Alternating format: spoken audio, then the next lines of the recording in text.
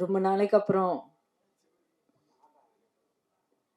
இந்த ஸ்டுடியோக்குள்ள, இந்த தியேட்டருக்குள்ள இப்படிப்பட்ட ஒரு நிகழ்ச்சியில பங்கெடுக்க வந்திருக்கிறேன். மிகவும் மகிழ்ச்சியாக இருக்குது. மேடையில் இருக்கும் பெரியோர்கள், இங்கே வந்திருக்கும் ஊடக மற்றும் பத்திரிகை நண்பர்கள் அனைவருக்கும் என்னுடைய பணிவான மாலை வணக்கங்கள் தெரிவிச்சுக்கிறேன். எனக்கு முன்னால பேசினவங்க எத்தனையோ கருத்துகள் உங்ககிட்ட பகிர்ந்துட்டாங்க.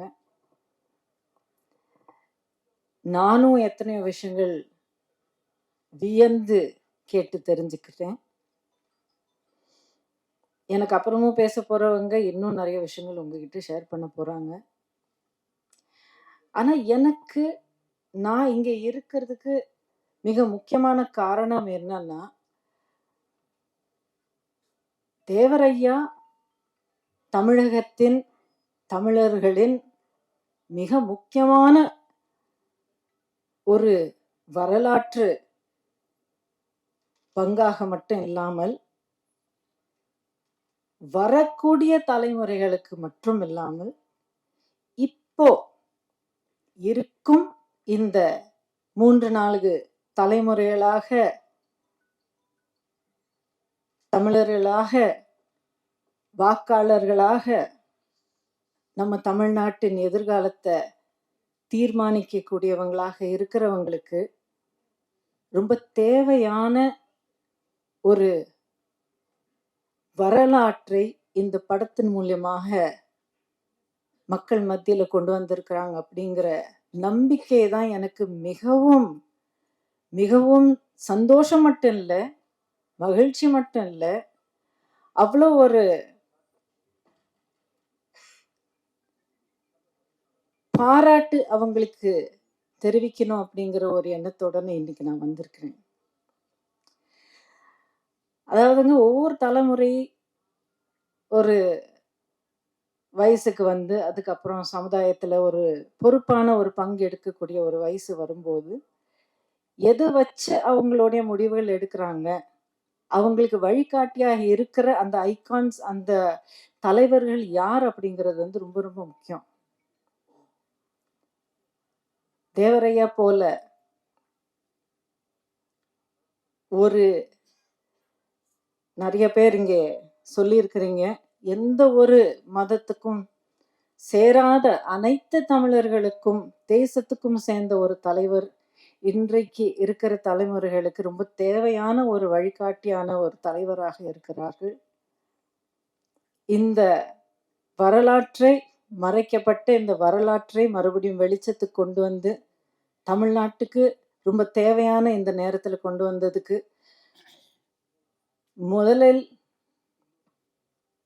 முதல்ல யாருக்கு சொல்லணும்னு தெரியல. ஏன்னா எல்லாருக்கும் அவ்வளோ மிகப்பெரிய பங்கு இருந்திருக்கு. தயாரிப்பாளர் அன்பு சகோதரர் திரு SSR சத்யா அவர்களும், இயக்குனர் மூத்த இயக்குனர் மரியாதைக்குரிய திரு அரவிந்த்ராஜ் அவர்களும்,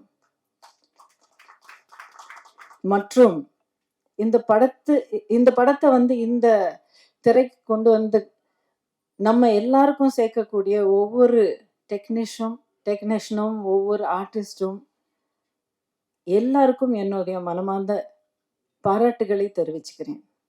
ரொம்ப முக்கியமான ஒருத்தரை நான் விட்டுட்டு நினைக்கிறீங்களா? முடியவே முடியாது.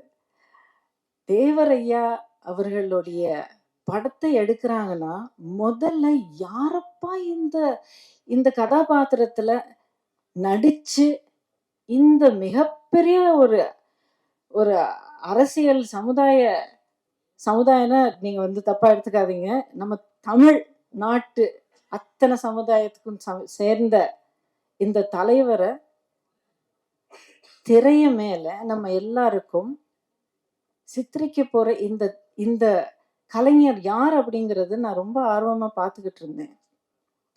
ஏன்னா இங்க வர்ற வரைக்கும் யார் நடிச்சிருக்காங்க அப்படிங்கிறது எனக்கு தெரியல. ஆனா அவர் பார்த்த உடனே, திரு பஷீர் அவர்களை பார்த்த உடனே வியந்து போய் அப்படியே ஒரு ஒரு 2 நிமிஷம் அப்படியே பார்த்துக்கிட்டே இருந்தேன். ஐயா, உங்களுக்கு என்னுடைய மனமார்ந்த ஒரு நடிகராக ஒரு நடிகர் இன்னொரு நடிகருக்கு மட்டும் இல்லாம, இந்த சமுதாயத்துக்கு நம்ம தமிழ்நாட்டுக்கு சேர்ந்த ஒருத்தராக உங்களுக்கு என்னுடைய மனமார்ந்த பாராட்டும், என்னுடைய மனமார்ந்த நன்றியும் தெரிவிச்சுக்கிறேன். உங்க எல்லாருடைய கையில ஒரு மிகப்பெரிய பொறுப்பு இருக்குங்க. இந்த படத்த மக்களுக்கு மத்தியில நீங்க கொண்டு போகணும். கான்ட்ரோவர்சி அப்படிங்கிறது இப்போ நெறைய விஷயங்கள்ல ஒரு ஒரு ஆடட் மசாலாவாக இருக்கிற இந்த காலத்துல, ஒரு தனிப்பட்ட ஒரு ருசி கொண்டு வரதுக்காக திணிக்கப்பட்ட இந்த காலத்துல, தயவு செய்து தமிழர்களுக்கு, அத்தனை தமிழர்களுக்கும், தமிழ்நாட்டுக்கும் இந்த நேரத்துல ரொம்ப தேவையான இந்த மாமனிதருடைய கதை அத்தனை மக்கள்கிட்ட கொண்டு போய் சேர்க்கிற அந்த மிகப்பெரிய பொறுப்பு உங்க கையில இருக்கு. ஊடக நண்பர்களும், பத்திரிகை நண்பர்களும் அனைவருக்கும் நான் உங்ககிட்ட இந்த மனமார்ந்த வேண்டுகோளை வைக்கிறேன். கண்டிப்பாக நீங்க எல்லாரும் இவ்ளோ சைலண்டா, இவ்ளோ ஒரு ஒரு ஃபோக்கஸோட நீங்க இவ்ளோ நேரமா நீங்க கேட்டுக்கிட்டு இருக்கீங்க.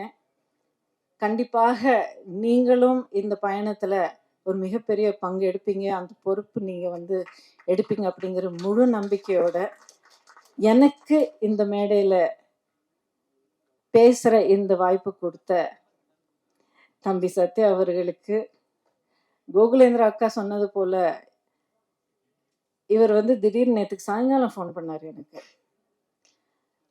அக்கா, நான் சத்யா பேசுறேன் காஞ்சிபுரம் அப்படின்னு சொல்லி பேசினாரு. இதுக்கு முன்னாடி நான் ஒரு தடவை 2 தடவை அவர்கிட்ட பேசியிருக்கேன். இந்த மாதிரி ஒரு படம் எடுத்திருக்கேன், நீங்க வரணும் அப்படின்னாரு. சரிங்க, எப்போங்க நிகழ்ச்சி அப்படின்னு கேட்டது, நாளைக்கு சாயங்காலம் 6 மணிக்கு பிரசாத்ல நீங்க வந்துடணும் அப்படின்னாரு. முடியாதுன்னு சொல்றதுக்கு வாய்ப்பே இல்லை. கண்டிப்பா நான் வரேன்னு சொன்னேன். இங்க வந்ததுக்கு ரொம்ப ரொம்ப சந்தோஷமாக இருக்கு. மறுபடியும் எல்லாருக்கும் என்னுடைய மாலை வணக்கங்களும், என்னுடைய மனமார்ந்த நன்றியும் தெரிவிச்சுக்கிறேன்.